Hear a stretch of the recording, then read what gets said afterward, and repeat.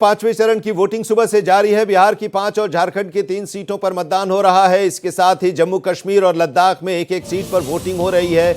महाराष्ट्र की 13 सीटों पर, पश्चिम बंगाल की 5 सीटों पर वोटिंग हो रही है और इसके साथ ही ओडिशा में भी आज मतदान हो रहा है। ओडिशा में 5 लोकसभा क्षेत्रों में आज वोटिंग हो रही है। उत्तर प्रदेश की 14 सीटों पर वोटिंग हो रही है। आज इस 5वें दौर में 8 राज्यों और केंद्र शासित प्रदेशों की 49 सीटों पर सुबह से मतदान चल रहा है। ओडिशा विधानसभा का चुनाव भी हो रहा है और ओडिशा विधानसभा चुनाव के दूसरे चरण में आज 35 सीटों पर वोट डाले जा रहे हैं। कई दिग्गजों की किस्मत का फैसला भी आज होगा। हालांकि रिजल्ट 4 तारीख को निकलेंगे, लेकिन ईवीएम में आज कैद हो रहा है। कई केंद्रीय मंत्री हैं जिनका आज 5वें चरण में उनके किस्मत ईवीएम में कैद हो रही है। पीयूष गोयल, भारती पवार, स्मृति ईरानी, राजनाथ सिंह, कौशल किशोर, साध्वी निरंजन ज्योति, ये लोग हैं केंद्र सरकार में मंत्री जिनके संसदीय क्षेत्रों में चुनाव हो रहा है। और इसके साथ ही महाराष्ट्र के सीएम के बेटे श्रीकांत शिंदे, इसके अलावा उज्ज्वल निकम और केंद्रीय मंत्री अन्नपूर्णा देवी के संसदीय क्षेत्रों में भी आज वोटिंग हो रही है। ओडिशा में भी विधानसभा का चुनाव हो रहा है और इस विधानसभा चुनाव के दूसरे दौर में आज 35 सीटों पर कड़ी सुरक्षा के बीच वोट डाले जा रहे हैं और कई दिग्गजों की किस्मत ईवीएम में कैद हो रही है। सीएम नवीन पटनायक किस विधानसभा क्षेत्र में भी आज वोटिंग हो रही है। उनकी साख भी दांव पर है। यहां पर त्रिकोणीय मुकाबला देखने को मिल रहा है।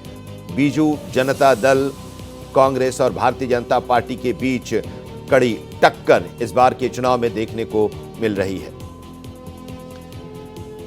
और 5वें दौर के बाद अब 2 दौर का चुनाव और होगा। 4 तारीख को वोटों की गिनती होगी और साफ हो जाएगा कि किसकी सरकार बनने जा रही है। 400 पार भारतीय जनता पार्टी का जो नारा था, जो दावा था, उसमें कितना दम, या फिर 140 सीटों पर एनडीए सिमट जाएगी, कांग्रेस का जो दावा है उसमें कितना दम, ये 4 तारीख को साफ हो जाएगा। लेकिन चर्चा हम कर रहे हैं और ब्रेक पर जाने से पहले ज़ेबा खान, कांग्रेस की प्रवक्ता, अपनी बात बड़े ही दमदार तरीके से रख रही थी। जो आरोप लगाए जा रहे थे उन आरोपों का उन्होंने जवाब दिया। यासिर साहब के पास जाने से पहले एक छोटा सा सवाल ज़ेबा आपसे, कि बड़े दमदार तरीके से आपने तर्क को प्रस्तुत किया। अरविंद केजरीवाल, स्वाति मालीवाल के मुद्दे को बड़े हल्के में आप वहां से निकल गई। बाकी जो मुद्दे हैं उस पर करारे ढंग से आपने प्रहार किया। लेकिन अब सवाल यह है कि आप कह रही हैं कि कांग्रेस पार्टी महिलाओं के खिलाफ जब अत्याचार होती है तो उसके खिलाफ खड़ी होती है। राधिका खेड़ा का एग्जाम्पल है। उन्होंने आरोप लगाया, आपकी ही पार्टी के नेताओं पर आरोप लगाया और पार्टी को उन्होंने छोड़ा। उनका यह भी कहना है कि पार्टी के में शिकायत भी दर्ज कराई, लेकिन कोई कार्रवाई नहीं की गई उन लोगों के खिलाफ। ये भी है। देखिए, हमारे पार्टी में कुछ भी ऐसे होने से हमें स्टैंड लेते हैं। एक सिर्फ आप पे एग्जाम्पल क्यों दे रहे हैं? हमें स्टैंड लेते हैं और पॉलिटिकल जो स्टंट है वो अलग चीज है, लेकिन जो देश में हादसे हो रहे हैं लगातार, मैं स्वाति मालीवाल पर हल्के से नहीं निकली। मैंने बहुत अच्छे से बताया कि जांच हो और जांच में दोषी जो पाए उन्हें सजा हो। प्रियंका दीदी ने पहले ही बोल दिया है, लेकिन भाजपा स्वाति मालीवाल के मैटर पर बहुत बोलती है, खड़ी हो रही है, पूरा हल्ला हंगामा कर दिया। लेकिन प्रज्वल रेवन्ना, लेकिन सवाल यह है, ठीक है, प्रज्वल रेवन्ना की बात आप कर, एक मिनट, प्रज्वल रेवन्ना की बात आप कर रही हैं। वीडियो आते हैं, क्यों चुप हो जाती है? पूरे मणिपुर में महिलाओं की अस्मिता लूटी जाती है, उस पर ये क्यों चुप हो जाते हैं? क्यों कुछ नहीं बोलते? ठीक है, यही सवाल, यही सवाल ज़ेबा खान, यही सवाल अगर आपसे पूछा जाए कि अरविंद केजरीवाल के आवाज से विभव कुमार की गिरफ्तारी होती है, नहीं, अरविंद जनता जवाब देगी, देश की महिलाएं जवाब देंगे और देश के युवा जवाब देंगे। इस बार जो इलेक्शन है, इंडिया गठबंधन के साथ देश की जनता लड़ रही है। बहुत ठीक है। अब सवाल एक ये भी जल्दी से, ठीक है, बेरोजगारी को हटाने के लिए युवा वोट देंगे और महंगाई को हटाने के लिए इस बार महिलाएं वोट देंगी और किसान अच्छी फसल के लिए, एमएसपी के लिए वोट देगा। पूरा सब कितना झेले हैं, कितना ठीक है परेशान हुए जेबा, हैं, जेबा एक देश सवाल आप ले है। लीजिए, अब वो बातें हो रही युवा, हैं। जवान और महिलाएं, आप अग्निवीर ले आते हैं, देश की सुरक्षा आप देखिए, को आप नहीं आप छोड़ते आप हैं। वहां से ट्रैक बदल रही हैं, सब जवाब आप वहां से देंगे, ट्रैक सब बदल रही जवाब हैं। देंगे इस बार महंगाई की मार के बारे में ना, जो पूंजीपतियों को सिर्फ 17-18 पूंजीपतियों को अरबपति खरबपति बना देते हैं और किसान 5,000 10,000 वोट कर्ज के लिए ठीक है, सुसाइड चलिए, जब करता आप है। सवाल ही नहीं सुनना चाहेंगी तो फिर पूंजीपति की सवाल सब नहीं सुनना चाहेंगी तो फिर उसके पूंजीपतियों बाद के फिर कर्ज चर्चा को कर, माफ किया जाता है। समय भी अब हजारों करोड़ बहुत माफ लिमिटेड किया बचा जाता है। देश का यासिर किसान जिलानी, जरा आप जवाब दीजिए, सुसाइड कर क्या रहा है। आप लोग जानबूझकर स्वाति मालीवाल वाले केस को आगे लेकर चल रहे हैं, अपने ऊपर जो आरोप हैं उसको दबाने के लिए? देखिए, मैं इस मुद्दे के अलावा 1 मिनट में भारतीय राजनीति में जो कांग्रेस का काला और शर्मनाक चेहरा है उसको बता देता हूं। सबसे पहले आप एग्जाम्पल के तौर पे, मैं 75 की इमरजेंसी पे चर्चा नहीं करूंगा, मैं 84 के जनसंहार पे चर्चा कर लेता हूं, जिसमें जब इंदिरा गांधी की हत्या हुई थी तो इनके एक बड़े नेता ने कहा था कि बड़ा पेड़ गिरता है तो धरती डोलती। उसके बाद दिल्ली से लेके पूरे भारत में जो शर्मनाक चेहरा था, और दिल्ली में तो खास करके सिख भाइयों का जिस तरीके से कत्लेआम कांग्रेस के नेता जगदीश टाइटलर और सज्जन कुमार के कहने पे हुआ था, जो बाद में दोषी पाए गए, लेकिन इन लोगों ने दोषी नहीं माना। जब सरकार हमारी आई तो अब सज्जन कुमार और जगदीश टाइटलर को जेल भेजा। ये कांग्रेस का असल चेहरा है। आप प्रज्वल रेवन्ना की बार बार बात कर रहे हैं, उनके ऊपर एफआईआर हो गई, उनके बाप के ऊपर एफआईआर हो गई है और सख्त से सख्त कार्रवाई होगी। मैं तो अपनी बहन से ये पूछना चाहता हूं कि अभिषेक मनु सिंघवी याद है, जो कानून मंत्री थे, जज बनाने का ठेका लिया हुआ था, वीडियो आई थी, उससे बड़ी कोई शर्मनाक तस्वीर होगी क्या भारतीय राजनीति में? मैं ये नहीं कहना चाहता हूं कि बिहार में जब कांग्रेस का दौर था, सत्येंद्र नारायण सिन्हा करके एक मुख्यमंत्री हुआ करते थे, भागलपुर का दंगा हुआ था, वहां मुसलमानों के साथ क्या किया गया था, जिसके बाद कांग्रेस पार्टी बिहार में विलुप्त हो गई। वीर बहादुर सिंह मुख्यमंत्री उत्तर प्रदेश के थे, डायरेक्ट ऑर्डर पे मलियाना जैसा कांड हुआ था। ये कांग्रेस के नेताओं की जो अल्प ज्ञान है ना, जिनके अंदर ये पता ही नहीं है कि जो 10,000 दंगों के दोषी कांग्रेस पार्टी रही है अब तक के इतिहास में, उस पर चर्चा किया जाए तो उससे बड़ा शर्मनाक चेहरा कोई नहीं होगा। उसको हम लोगों के बीच में इसलिए जिंदा रखते कि लोगों को पता चले कि कांग्रेस का असल चेहरा क्या है। कांग्रेस इतनी खतरनाक सोच भारतीय राजनीति में कोई हो नहीं सकती, जो तुष्टीकरण की राजनीति करती हो, जो आपस में डिफरेंसेस पैदा करती हो, जो समुदाय के बीच में डिफरेंसेस पैदा करती हो, जो जात और धर्म की राजनीति की सबसे बड़ा किरदार जिसने भारतीय राजनीति में निभाया हो, वो बातें करेंगी बैठ के कि शर्मनाक, और भारतीय राजनीति में शर्म क्या होती। अगर इनके अंदर जरा सी भी नैतिकता होती तो प्रियंका गांधी ने स्वाति मालीवाल के केस पे स्वतः संज्ञान लेके अपने आप को अलग कर लिया होता।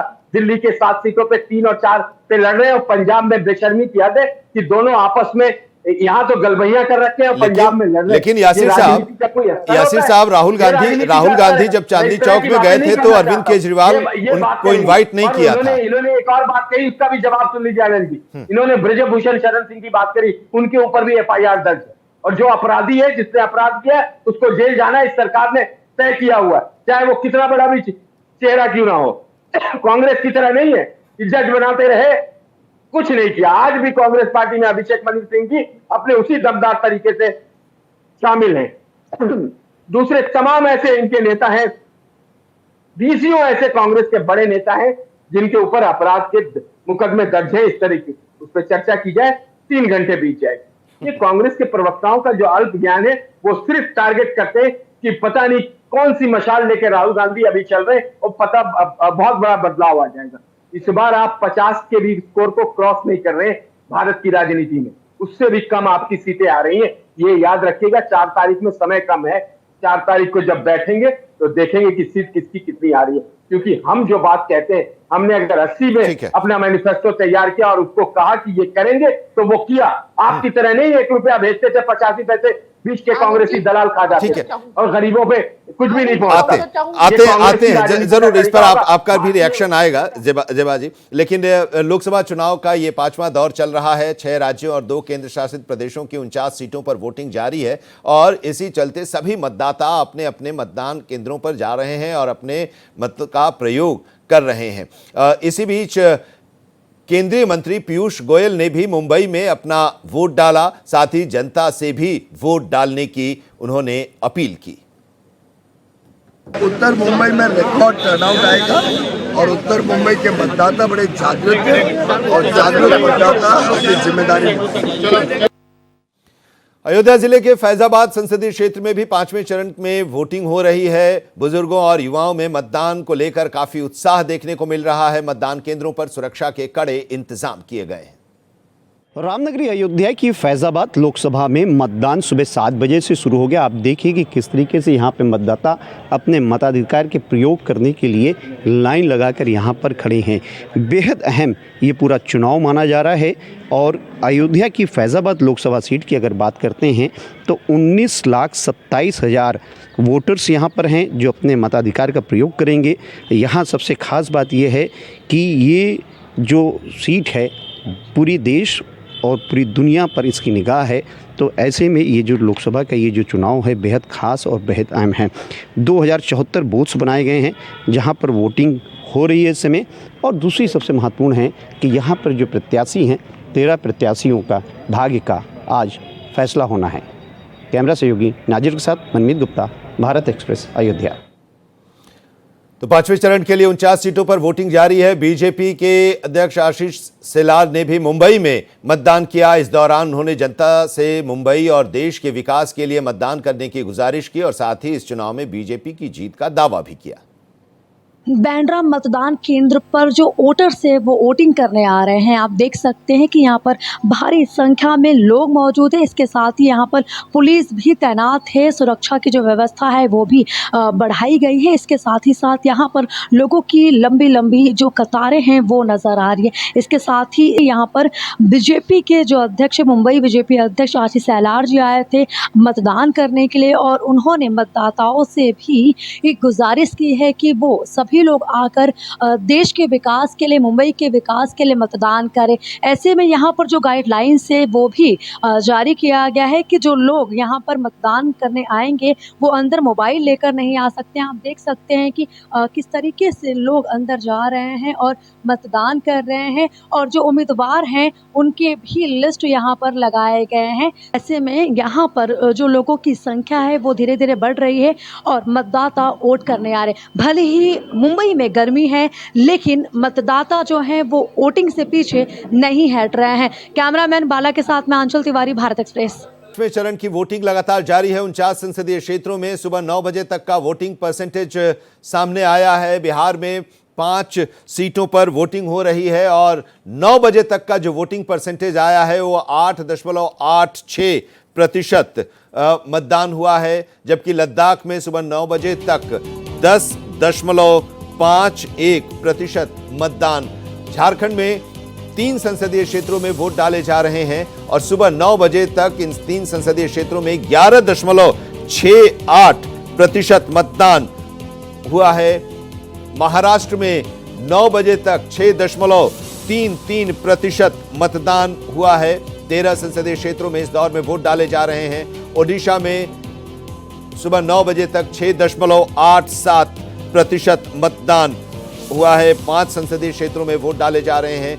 उत्तर प्रदेश में इस दौर में 14 संसदीय क्षेत्रों में वोट डाले जा रहे हैं और यहां पर 12.89% मतदान हुआ है। जबकि पश्चिम बंगाल में सुबह 9 बजे तक 15.35% वोट डाले गए हैं। सुबह 9 बजे तक के 2 घंटे का ये जो वोटिंग परसेंटेज आया है उसमें आपको बता दें कि उत्तर प्रदेश में 14 सीटों पर 12.89%, महाराष्ट्र की 13 सीटों पर 6.33%, पश्चिम बंगाल की 7 सीटों पर 15.35% और ओडिशा की 5 सीटों पर 6.87%, बिहार की 5 सीटों पर 8.86%, झारखंड की 3 सीटों पर 11.68% और लद्दाख की 1 सीट पर 10.51% मतदान हुआ है। चर्चा हम कर रहे हैं 5वें दौर का वोटिंग जारी है और हमारे साथ पैनलिस्ट भी जुड़े हुए हैं। एक दूसरे पर आरोप प्रत्यारोप का दौर भी भारतीय जनता पार्टी और कांग्रेस के बीच चल रहा है, लेकिन इस बीच हमारे साथ अमृतांशु राय वरिष्ठ पत्रकार, रविंद्र त्रिपाठी भी वरिष्ठ पत्रकार जुड़े हुए हैं। अमृतांशु जी, अब प्रज्वल रेवन्ना के मामले में जिस तरह से बैकफुट पर भारतीय जनता पार्टी एनडीए आ गई थी, अरविंद केजरीवाल स्वाति मालीवाल का जो मामला आया है, इसके बाद अब वही स्थिति क्या इंडिया गठबंधन और कांग्रेस की हो गई है, आम आदमी पार्टी की हो गई है? देखिए, जहाँ तक वो बात है, ये मालीवाल के मामले को इंडी गठबंधन हल्के में ले रही है, लेकिन उनको ये नहीं समझ में आ रहा कि जनता ये देख रही है कि एक राज्यसभा सांसद, एक मुख्यमंत्री का आवास, एक प्राइवेट सेक्रेटरी, और उसके लिए चीफ मुख्यमंत्री सड़क पे उतरते हैं सारे नेताओं को लेकर। लोगों को सब समझ में आ रहा है। मैं सिर्फ 4 फैक्ट बताऊं, लेकिन एक चीज मैं बताना चाह रहा था। कांग्रेस का एक लंबा चौड़ा कैंपेन चला है कि 25 पूंजीपति, 25 पूंजीपति, 25 पूंजीपति। पूंजीपतियों की कहानी सुनिए आप। टाटा, बिरला, श्रीराम, रुइया, आपको अंबानी, विप्रो, आजिम प्रेम जी, मैं अनगिनत क्या गिनाता रहूंगा तब भी नहीं खत्म हो पाएगा। ये सारे पिछले 70 साल के कांग्रेस के रेजिम के पैदाइश हैं, और ये भाजपा की नहीं है। ये पूंजीपति भाजपा के नहीं है, ये कांग्रेस के समय के मित्तल, एयरटेल के और ऐसे तमाम हैं जो कांग्रेस के समय के पैदाइश हैं। और उसके बदले में सिर्फ एक अदानी की उपज बीजेपी में है, एक वर्सेस इतने सारे। हाँ, ये बात सत्य है कि आने वाले 10 साल में 1000 पूंजीपति भाजपा तैयार जरूर करेगी और अपने मेहनत से करेगी, और तब कांग्रेस कहां जाके चीखेगा और क्या कहेगा ये कांग्रेस समझ ले। रविंद्र जी, क्या चाहूंगी आनंद जी, आता हूं एक बात प्लीज, हाँ, प्लीज, अच्छा बोल लीजिए प्लीज। कांग्रेस के जो पूंजीपति थे ना, पत्रकार जी, अमृतांशु जी, मैं बताना चाहती हूँ वो देश के पूंजीपति थे, लेकिन भाजपा के जो है ना, जो भाजपा ने बनाया है अडानी और अंबानी, वो उनके फाइनेंसर है, वो उनके लिए सिर्फ काम करते हैं। कांग्रेस पूंजीपतियों के लिए काम नहीं करती थी। जो भी स्कीम्स आते थे वो देश के लिए आते थे, लेकिन भाजपा के जो स्कीम्स आते हैं वो पूंजीपतियों को देखते भी आते हैं और अपने पार्टी के बेनिफिट के लिए। ये फर्क है। और आज भाजपा ईडी, सीबीआई और पूरे सरकारी तंत्र के साथ विपक्ष को दबाने की कोशिश कर रही है। विपक्ष जो आज है सिर्फ भारतीय जनता पार्टी से चुनाव नहीं लड़ रहा है, ईडी, सीबीआई और पूरे सरकारी तंत्र के साथ भी चुनाव लड़ रहा है। ये बात है और ये फर्क है। फर्क को पहले समझिए। पूरा देश देख रहा है 10 सालों में भाजपा ने कितना। ठीक है, जरा रविंद्र जी से एक रिएक्शन ले लेते हैं। अब इसके बाद फिर जेबा आपके पास फिर आते हैं। जेबा आपके पास आते हैं, रविंद्र जी से भी एक रिएक्शन ले लेते हैं। क्या अब का जो ये 5वां दौर और 6ठा और 7वां दौर 2 और बचेंगे, केजरीवाल मालीवाल प्रकरण का असर अब चुनाव पर भी दिखेगा, क्योंकि अगले दौर में तो दिल्ली में भी चुनाव होने वाले हैं? देखिए, जब भी कोई मामला आता है तो उसका कुछ साल में लिए, इसलिए वोट पूरी तरह महायुति को महाराष्ट्र की जनता देगी। यहाँ के राजन पाएंगे, आपको लगता है? ये ठाणे लोकसभा है, महायुति का मालिक। ठीक है रविंद्र जी। देखिए, ऐसा है कि जब भी कोई मामला, विवादास्पद मामला सामने आता है तो उसका असर तो पड़ता है। अब उसका असर कितना पड़ता है ये तो अब मैं इसका मेजरमेंट नहीं कर सकता, क्योंकि लेकिन हाँ, असर पड़ेगा। और असर सिर्फ यही नहीं पड़ेगा, बहुत से ऐसे मामले हैं जिनका असर पड़ता है। जैसे ब्रिभूषण शरण सिंह जी का मामला है, उनका भी असर पड़ेगा, लेकिन कितना पड़ेगा ये भी अभी निश्चित रूप से आप नहीं कर सकते हैं।